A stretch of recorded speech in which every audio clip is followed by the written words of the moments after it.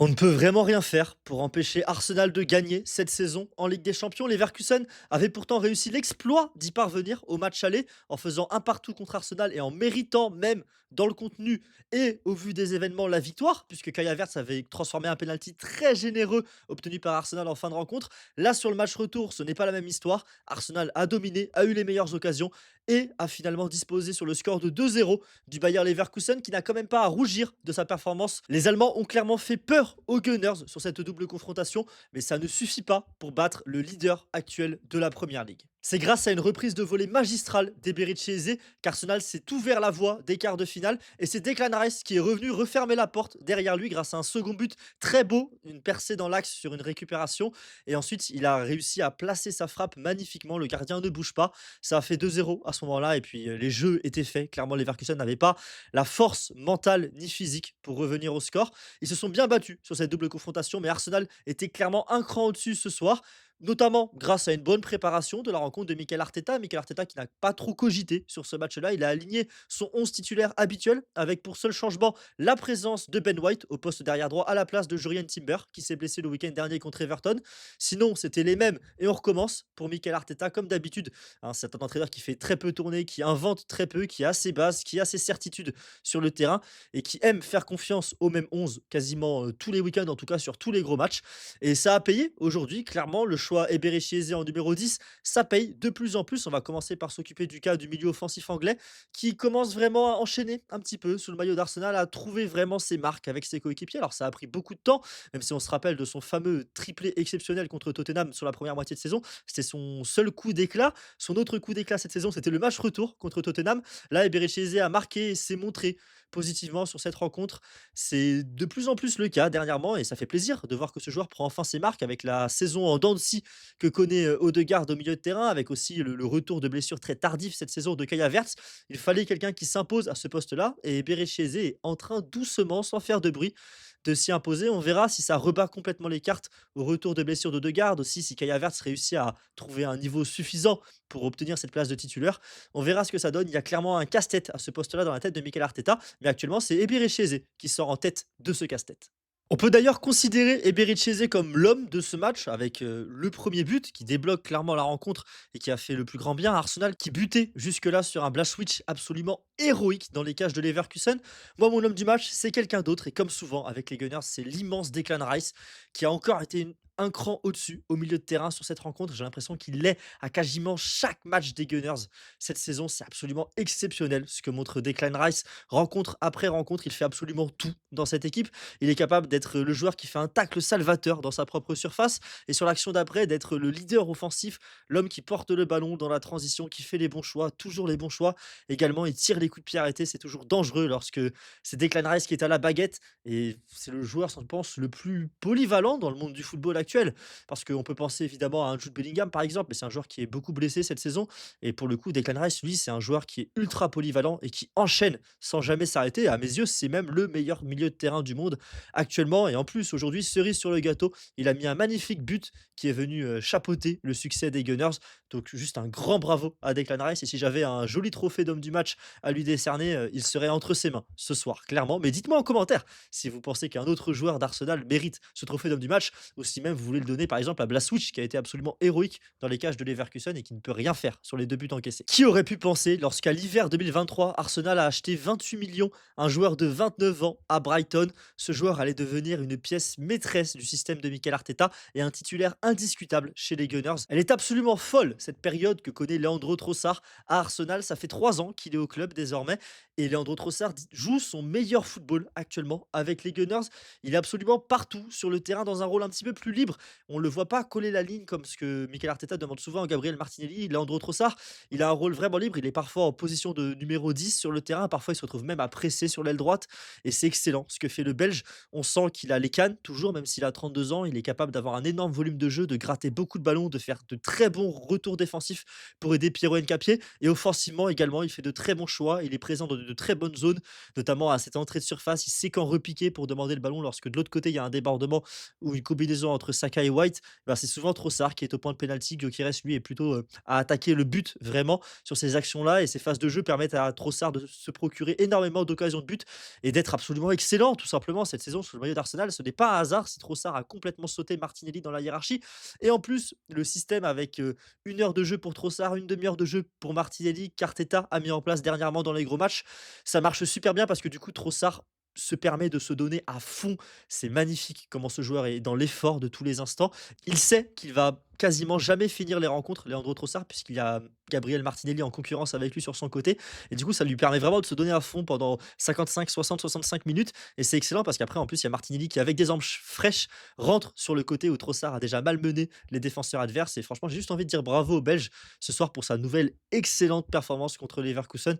Gros match de Trossard et il est vraiment partout et il a un impact ultra positif sur cette équipe. Et bravo à la trouvaille faite par Arsenal il y a 3 ans parce que recruter un joueur pour 28 millions, un joueur de 29 ans comme ça sur le mercato d'hiver, on se dit que c'est un joueur d'appoint et c'était ça le but au départ, hein. Trossard était censé être un joueur d'appoint, un joueur de rotation et au final, il s'est complètement imposé grâce à son talent, grâce à son abnégation, grâce à son professionnalisme et surtout, grâce aussi au fait qu'il correspond parfaitement à ce que demande Mikel Arteta sur le côté gauche. Je viens de mentionner la saison 2023, on va parler d'un autre homme qui s'est imposé à partir de cette saison-là, c'est David Raya. On prenait Mikel Arteta pour un fou après l'excellente saison 2022-2023 de Ramsdale. On se demandait mais pourquoi diable Mikel Arteta va chercher un autre gardien pour remplacer Ramsdale alors que ça fonctionnait, un gardien qui en plus est réputé pour être meilleur au pied que sur sa ligne. Eh bien, on a compris pourquoi depuis des années maintenant, puisque David Raya est l'un des meilleurs gardiens du monde et sa parade à la 87e minute est absolument incroyable encore et rappelle à quel point David Raya déteste prendre des buts parce que c'est un arrêt dont le moteur est la haine d'encaisser. À tout moment, David Raya ne veut jamais prendre de but, veut toujours garder son clean sheet et j'aime beaucoup cette mentalité, cette attitude chez ce gardien espagnol qui est l'un des meilleurs gardiens du monde clairement et qui mérite totalement d'être titulaire dans l'un des meilleurs clubs du monde vu le niveau qu'il nous montre. Il pourrait aussi d'ailleurs discuter, hein, pour être titulaire. Je trouve que le duel entre David Raya et Johan Garcia pour être titulaire avec l'Espagne à la Coupe du Monde est absolument incroyable, même si pour l'instant, visiblement, c'est Unai Simon qui a toujours les cages de la sélection espagnole. Pour moi, c'est une aberration puisqu'il y a un vrai duel entre Johan Garcia et David Raya. Et franchement, d'ailleurs, c'est un vrai débat. Ce serait intéressant, même limite, d'en parler en vidéo. Dites-moi en commentaire si ça vous intéresse, une vidéo sur le sujet qui est le meilleur gardien espagnol actuellement. Parce que là, maintenant, je viens de me poser moi-même la question et franchement, je ne sais pas me décider. Parce que Johan Garcia est plus prompt à faire quelques petites boulettes quand même, je trouve. Il est un poil moins safe sur ce côté-là. Il est un peu plus jeune d'ailleurs, hein, que David Raya. Mais d'un autre côté, Johan Garcia, il sort encore plus des arrêts impossibles que David Raya, mais ça se joue à très peu. Et dites-moi en commentaire si vous avez un avis sur ce débat, parce que ça m'intéresserait grandement de vous lire. Je pense que je mettrais un tout petit avantage quand même à Johan Garcia, mais ça se joue, à un poil, à un cheveu. Ça se joue cette confrontation entre les 2 gardiens. On verra quel sera le choix de La Fuente à la coupe du monde. En tout cas, ça m'intéresse beaucoup de vous lire si vous avez un avis sur ce sujet-là. Pour se reconcentrer sur Arsenal Leverkusen, on va parler du cas Bukayo Saka, qui réalise une saison qui laisse un petit goût d'inachevé, je trouve, dans la bouche quand même. Malgré tout, Saka, ce soir, c'est encore un match complet, un match intéressant, hein, de la part de l'ailier anglais, qui a réussi notamment 4 passes avant un tir sur sa seule première période, ce qui est quand même excellent. Il a créé 4 occasions pour son équipe. Il a quand même réussi plusieurs fois à éliminer son vis-à-vis, à apporter le danger. Mais il y a quand même ce petit goût d'inachevé avec Saka où il manque un petit peu de finition, clairement, cette saison. Et il manque aussi de cet aspect décisif. Il arrive à créer des occasions, mais bizarrement, c'est jamais sur les occasions qu'il crée qu'Arsenal marque cette saison. C'est assez bizarre un petit peu, je trouve, la saison de Bukayo Saka parce qu'il est loin d'être mauvais, mais il est loin d'être exceptionnel quand même. Et il a également traîné un petit peu une blessure. Et j'ai quand même cette impression qu'il est un poil plus diminué physiquement que les saisons précédentes, qu'il gère un peu plus ses efforts. Ce qui est dommage parce que c'est un joueur qui n'était pas avare d'efforts et qui était excellent à la récupération. C'est un tout petit peu moins le cas peut-être cette saison. Et donc oui, j'ai un petit peu de mal à jauger ce match de Bukayo Saka. C'est encore un 6-7/10 en fait, sa rencontre. Mais ça va jamais dans des 8-9/10 cette saison. Ça descend jamais en dessous de 5. C'est une saison moyenne dans le sens positif. C'est une saison qui est positivement moyenne, on va dire, de la part de Bukayo Saka, mais ça vole pas plus haut malheureusement. Alors que c'est un ailier qui a un grand talent et qui va, on l'espère, pour les Anglais, faire une grande Coupe du Monde. Ce soir, on a eu les Invincibles qui a accueilli les Invincibles de Bundesliga. Alors, Leverkusen, c'est plus le grand Leverkusen de Xabi Alonso, mais ils ont quand même été très intéressants sur cette double confrontation contre les Gunners avec un match aller qui avait été, on n'ira pas, j'irai pas jusqu'à dire dominé, par Leverkusen, mais qui avait été très bon de la part des Allemands, qui s'étaient procuré les meilleures occasions, qui avait en plus été égalisé injustement, je trouve quand même en fin de rencontre, parce que le penalty qui avait été sifflé sur Madueke était vraiment, c'était un contact extrêmement léger. Après le contact est là, donc si tu décides de siffler, bah, techniquement tu as le droit de siffler. Après le contact était vraiment très léger. Penalty qui avait été transformé d'ailleurs par l'enfant de Leverkusen, l'enfant du club Kaya Havertz. Ce soir, Kaya Havertz, il était remplaçant et on l'a pas beaucoup vu lors de son entrée en jeu. Je me rappelle qu'il a raté une talonnade notamment. Il n'a pas été le plus inspiré, même s'il a pesé sur la charnière centrale de Leverkusen.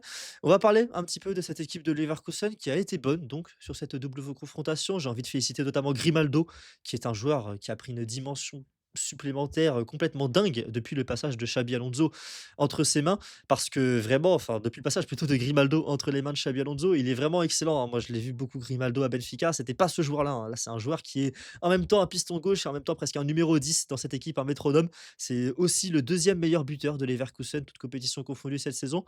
Et c'est un joueur qui a encore réalisé un bon match ce soir, même si c'est lui qui est fautif sur le second but d'Arsenal, puisque c'est son dégagement un peu au hasard, au petit bonheur, la chance, qui est récupéré par Rice. Et ensuite, Rice réalise une percée milieu de terrain et marque. Cette percée de Rice au milieu de terrain, on en a vu beaucoup sur ce match-là, des percées dans l'axe des Gunners. Il y avait vraiment ce sorte de sentiment d'absence de numéro 6 du côté de Leverkusen. Et j'en veux beaucoup à Alex Garcia. Je trouve qu'il a fait un très mauvais match, le Catalan, sur cette rencontre, où il a toujours laissé Eberechi se libérer dans son dos. Parfois, c'était Trossard qui se libérait dans l'axe du terrain. Parfois, c'était Zubimendi ou Rice qui portait le ballon également. J'ai trouvé Alex Garcia être une vraie passoire défensivement, ne pas faire les bons choix offensivement. Je trouve qu'il a raté son match, pour le coup, le Catalan. Et c'est dommage parce que c'était l'un des hommes forts de ce Leverkusen qui a complètement raté sa rencontre. Il y a un autre joueur sur lequel j'ai envie de revenir. C'est le petit Algérien Maza, qui est un joueur qui est techniquement absolument exceptionnel, hein. C'est un talent brut, c'est un joueur qui a vraiment quelque chose en plus par rapport aux autres jeunes joueurs de son âge. Par contre, pour le coup, aujourd'hui, il a enchaîné les mauvais choix. C'était souvent le dribble de trop au moment où il fallait faire la passe. Parfois, il a tenté la frappe alors que c'était la passe ou le dribble justement qu'il fallait tenter. Il a joué à contre-temps tout au long de la rencontre et c'est vraiment dommage pour lui parce que c'est un joueur qui pétrit de talent, un joueur qui m'impressionne sur les rares fois où j'ai eu l'occasion de le voir jouer cette saison. Puisque oui, je suis pas très branché Bundesliga et pas très branché sur le sixième de Bundesliga, encore moins pour le coup. Mais les rares fois où j'ai vu Maza s'exprimer, je l'ai toujours trouvé avec clairement ce petit truc en plus qu'ont certains ailiers dribbleurs. Mais là, ce soir, il l'avait, hein, ce petit truc en plus dans les dribbles. Mais c'est tout, parce que les différences qu'il a créées n'ont servi à rien, vu que ses choix ont toujours été mauvais ensuite. C'est dommage pour lui, il y a un joueur qui, pour le coup, là, j'ai envie de le féliciter positivement, qui a brillé du côté de Leverkusen. C'est le gardien, c'est Blaswich, qui a été absolument exceptionnel sur sa ligne en première période. Il a retardé l'échéance jusqu'à cette reprise de volée pleine lucarne d'Eberechi où il ne peut rien. Le but de Declan Rice, pareil, il est masqué, Rice place parfaitement le ballon, il ne peut rien y faire. Et sinon, il a été héroïque sur ce match. Il a été héroïque sur la double confrontation, puisqu'il encaisse 2 top buts et un penalty. Il ne peut rien. Et ça a été un très bon gardien sur cette double confrontation. Un gardien qui, en plus, est plein de sang-froid, à l'image de sa sortie en fin de match sur un long ballon devant Kaya Vert. C'est une sortie pleine de sang-froid qu'on aime voir chez les gardiens modernes. J'ai mentionné que les Leverkusen étaient 6e de Bundesliga. Ils joueront contre Edenheim ce week-end pour continuer à se battre dans la course à l'Europe pour espérer disputer peut-être la Ligue des Champions à nouveau la saison prochaine. Du côté d'Arsenal, déjà, on va parler de la suite de la compétition. Les Gunners sont qualifiés en quart de finale pour affronter le Sporting qui a magnifiquement renversé Bodo Glimt sur le match à 18h45 en s'imposant 5-0. J'allais dire 15-0, j'abuse un petit peu, va falloir aller dormir Guillaume. En s'imposant 5-0 contre Bodo Glimt, le Sporting qui retrouve Arsenal et c'est pas la première fois qu'il y a un Arsenal Sporting. Rappelez-vous en Ligue Europa, les Sportingistes qui avaient éliminé les Gunners, on s'en rappelle, il y avait Gabriel qui avait fait la célébration de Gyökeres pour se moquer de lui et qui ensuite avait été éliminé au match retour. Pas un très bon souvenir pour les fans d'Arsenal, cette double confrontation contre le Sporting, mais c'est l'occasion de se venger désormais dans la plus grande des compétitions, en Ligue des Champions, en quart de finale. On verra ce que ça donne. Arsenal est clair favori sur cette compétition, mais attention, le Sporting a été très bon cette saison en Ligue des Champions, donc on verra ce que ça donnera dans ce duel entre Anglais et Portugais. Un dernier mot sur les Gunners, puisque ce week-end, il y a un gros match, il y a même une finale de Carabao Cup à disputer contre Manchester City à Wembley. Mikel Arteta qui n'a jamais perdu de sa carrière en tant que joueur et en tant qu'entraîneur à Wembley. On verra si ce sera la première défaite pour l'entraîneur basque ce week-end contre un Manchester City qui s'est fait piteusement éliminer par le Real Madrid. Ils se sont fait rouler dessus à l'aller avec des choix bidons de Guardiola, comme j'en ai parlé lors de mon débrief de la première manche. Et ce soir, c'était pas mieux, j'étais branché sur Manchester City et Real Madrid sur les 20 premières minutes. Et les Citizens, Bernardo Silva a pas trouvé mieux que de faire le gardien de but. Rouge totalement logique et mérité. Penalty transformé par Vinicius Junior. Et c'est à ce moment-là que j'ai décidé de faire un débrief d'Arsenal Leverkusen parce qu'il n'y avait plus rien à jouer sur la pelouse de l'Etihad Stadium. En tout cas, voilà, énorme raté de City qui va évidemment avoir le moral dans les chaussettes, je pense, pour cette finale à disputer avant la trêve. Je trouve que ça sent bon quand même pour les Gunners ce match-là, mais j'ai pas trop envie de m'avancer. En tout cas, ça c'est sûr, je vous débrieferai cette rencontre. Je ferai peut-être même un avant-match s'il y a un petit peu de hype autour de cette finale de Carabao Cup. Dites-moi en commentaire si vous voulez un avant-match et je ferai l'effort de vous en tourner un. Et ce sera évidemment un plaisir de parler à nouveau de mon club et de cette grosse confrontation. Hâte en tout cas de voir cet Arsenal-Manchester City dimanche 17h30. Soyez là parce que dans la foulée, il y aura évidemment un débrief sur ma chaîne YouTube et ensuite je ferai un deuxième débrief puisqu'il y a aussi Real Madrid Atlético dimanche soir. Donc ça vaut le coup de s'abonner à ma chaîne YouTube si ce contenu vous a plu. En tout cas, merci à vous d'avoir regardé jusqu'au bout. Désolé d'avoir été un tout petit peu brouillon sur cette fin de vidéo. Je suis assez fatigué aujourd'hui, je sais pas trop pourquoi, mais c'est comme ça. Ça arrive. Merci à vous en tout cas d'avoir regardé jusqu'au bout. Merci du soutien et on se retrouve très bientôt sur les analyses du Guy. Salut à tous, ciao.